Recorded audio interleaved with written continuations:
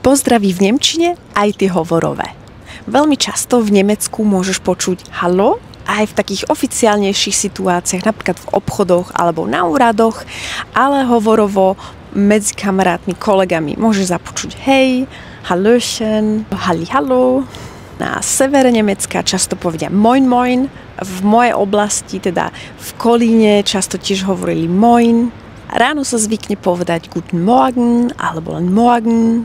Tie palmy, aké mi robia uši, vlasy. V Rakúsku budeš počuť grüß Gott, akože zdrav Boha, vo Švajčiarsku grüezi. Keď sa lúčiš, veľmi formálny, oficiálny pozdrav, teda aspoň v Nemecku to znie veľmi formálne, je auf Wiedersehen, dovidenia, ale veľmi často tiež v obchode u lekárov môžeš povedať tschüss. A ak poznáš iné pozdravy, rozlúčenia sa, napíš do komentáru. Deutsch mit Susanna. Tschüss.